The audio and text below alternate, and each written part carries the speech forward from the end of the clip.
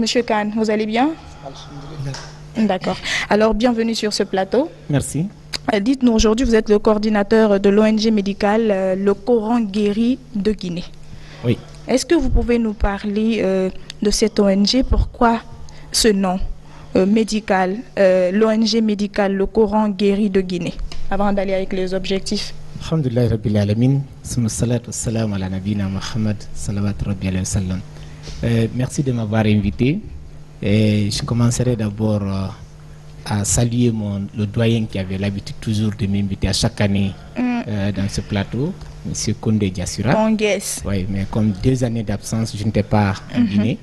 Voilà, que je suis venu, je trouve que c'est vous maintenant qui conduisez l'émission. Je vous souhaite bonne chance. Merci. Quant à lui, sa promotion, je prie Dieu que cela va de l'avant. Amen. Ok, en ce qui concerne l'ONG médicale Le Coran Guéri, nous sommes passés sur ce plateau plusieurs fois. D'accord. Et nous intervenons dans le domaine de la médecine prophétique et on s'intéresse à des crises stériques en milieu scolaire et universitaire. Actuellement, nous sommes à la veille des périodes des examens.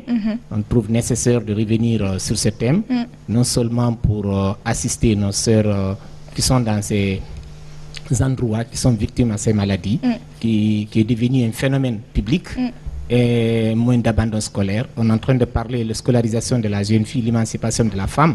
Si on l'empêche d'avoir la formation adéquate, ça va certainement impacter dans notre société.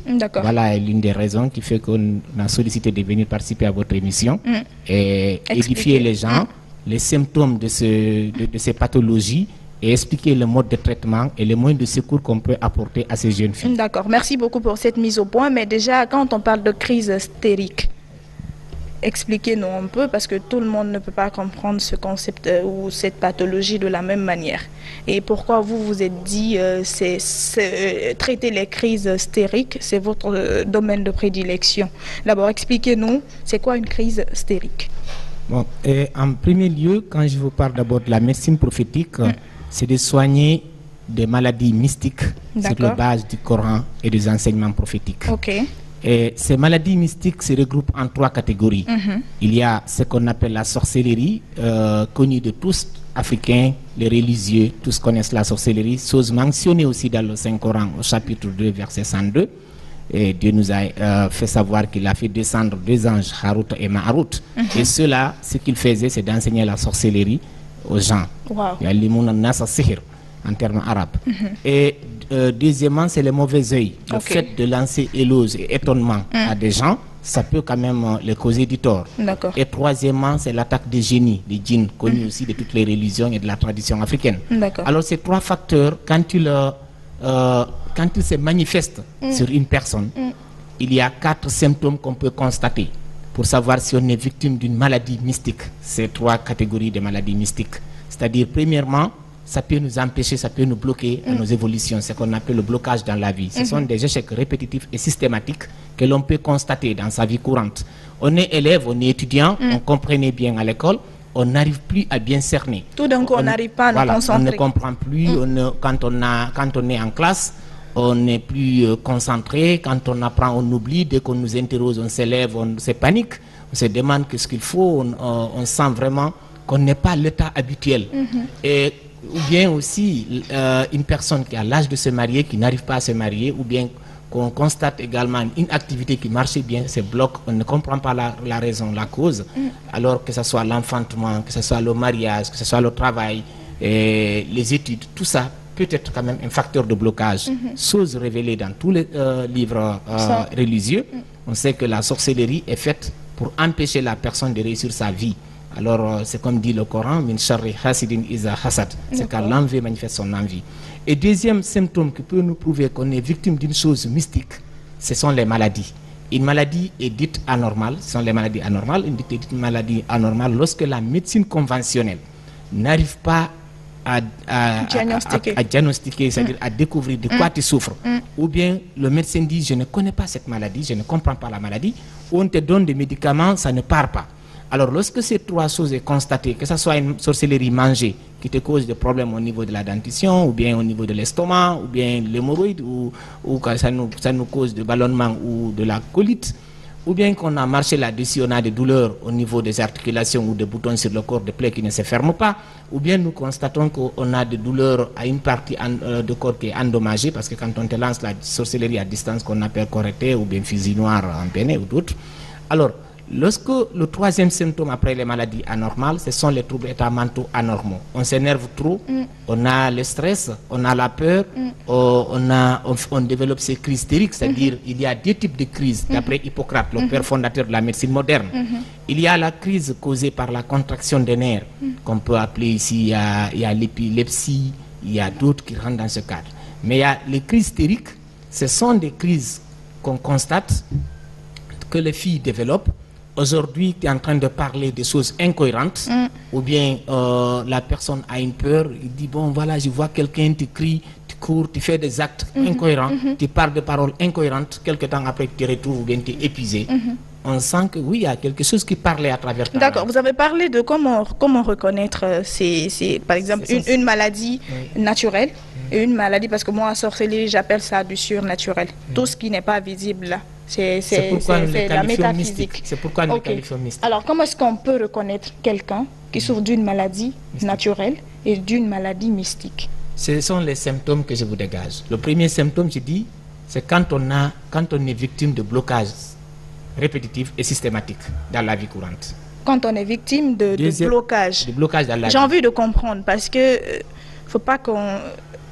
Beaucoup de gens se diront, ben, écoutez, je suis là, et quand j'essaye ça, ça ne marche pas, quand j'essaye ça. Moi, je pensais, est-ce que vous avez envie de nous expliquer que les échecs, des fois, sont dus comment on appelle, à la magie noire ou je ne sais pas. Qu'est-ce que vous êtes en train d'expliquer là? Effectivement, quand on veut, par exemple, faire la sorcellerie à quelqu'un pour que tout ce qu'il gagne comme argent, il n'arrive pas à gérer. On fait la sorcellerie, on met dans l'eau. Alors, dans l'intention, tout ce qu'il gagne, ça n'a qu'à écouler comme l'eau, que rien ne sera consistant. Il te dira que je gagne de l'argent, mais moi, je n'arrive pas à gérer. Dès que j'ai l'argent, j'ai des problèmes. Ça part, je ne comprends pas. Alors là, c'est pour qu'il ne gère pas son argent. Et quand on prend ses chaussures ou bien les traces de ses pas, on lui fait la sorcellerie, dans le souci de dire, de tout objectif qu'il s'engage, qu'il n'arrive pas à la destination souhaitée, qu'il ne réussit pas. Quand il dort, il va faire des rêves, il va faire des cauchemars, qu'on le pourchasse, il voit qu'il est sur des montures, qu'il voyage, qu'il est sur de motos, de vélos, de trucs. Voyez-vous? Alors c'est pourquoi je vous dégage les 4 symptômes pour mieux faciliter. Premièrement, je dis c'est le blocage dans la vie, des échecs répétitifs et systématiques, que ce soit les études, que ce soit le travail, que ce soit le mariage, dans tous les domaines. Le deuxième, ce sont les maladies anormales que j'ai dégagé aussi des exemples. Le troisième, c'est les troubles états mentaux anormaux, que c'est de là rentrent les crises hystériques en milieu scolaire et universitaire. L'oubli, le stress, la peur, la folie et le fait de tomber, faire ces crises-là, que ces génies rentrent dans le corps. Chose que la médecine conventionnelle n'arrive pas à gérer et à reconnaître parce qu'on dit non. C'est hystérique. Hystérique, en mot français, on comprend que c'est comme si c'est de la comédie que tu es en train de développer pour attirer l'attention des autres. Et pourtant, dans les religions révélées, nous croyons effectivement que les génies peuvent nous posséder parce que ce sont des corps énergétiques. Ils n'ont pas de corps physique comme nous, ils peuvent nous posséder. Ça devient 2 âmes dans le même corps. Et Allah subhanahu wa ta'ala a mentionné dans le Saint-Coran en disant Alladhina ya'kuluna riba la yaqumuna illa kama yaqumu alladhi yatakhabbathu ash-shaytan min al-masi. Ceux qui mangent de l'usure seront ressuscités le jour de la résurrection comme ceux auxquels Shaitan a touché, c'est-à-dire le démon a touché. C'est-à-dire c'est la perte de conscience, le fait de tomber, se relever, n'arrive pas à se contrôler. Et c'est ce qu'on est en train de constater au niveau de nos sœurs et dans les écoles. Et 4e et dernier, ce sont les cauchemars. Tout ce qu'on te fait mystiquement, ça va sortir dans tes rêves. Si on t'a fait la sorcellerie par les traces de tes pas ou tes chaussures, tu vas voir que tu es sur des montures, des voitures et d'autres. Si on a mis dans l'eau pour que ça, comme je vous dis tout de suite, tu vas rêver des masses d'eau. Si on a fait la sorcellerie dans des cadenas, on t'enferme pour que tu ne te développes pas, tu vas rêver qu'on te pourchasse, tu bagarres avec les gens. Si on a fait la sorcellerie dans les cimetières, tu vas rêver des morts, tu vas voir des tombes, tu vas voir des cimetières. Lorsqu'on met la sorcellerie avec les habits, tu vas rêver des enfants. Lorsqu'on prend la sorcellerie, on fait des nœuds, tu vas rêver des serpents. La peau du chien, tu vas rêver des chiens. Parce que moi, je vous coupe tout de suite. Parce que il y a mari de nuit, il y a femme de nuit, il y a beaucoup de choses. Parce que quand on rêve, nous on nous a dit que quand tu rêves du serpent, bon, ça c'est l'interprétation des hommes ordinaires. D'accord. Ce que vous êtes en train d'expliquer, ça c'est... On dit que tu es en état de famille, quand tu es arrivé des serpents, ou bien tu es arrivé des poissons. Ah, voilà. Tu rêves du poisson ou du serpent, c'est parce que tu dois concevoir bientôt. Bon, c'est ce que disent, comme tout le monde. Vous savez qu'il y a ceux qui sont spécialistes d'une chose, qui peuvent savoir les causes et effets, qui peuvent mieux comprendre de quoi il s'agit. Mais traditionnellement aussi, on interprète, parce qu'il n'existe que 3 genres de rêves. Alors, je vous pose une question simple. Allez-y. Dites-nous aujourd'hui quel lien, parce que le plus souvent on dit que tout ce que vous êtes en train d'expliquer, la religion musulmane, bon, je ne dirais pas interdit, mais déconseille certaines choses. Oui. Et tout comme penser que tout rêve a une signification, une connotation négative. Parce que quand on rêve, le plus souvent, tu expliques par exemple à un imam ou tu expliques à un muezzin, il te dira il faut prier, faire des prières nocturnes des fois, ou bien verse de l'eau, fais ci, fais ça. Et vous avez dit que vous êtes spécialiste aujourd'hui, vous traitez beaucoup de filles en milieu scolaire et universitaire par rapport aux crises, mais vous avez parlé des interprétations des rêves.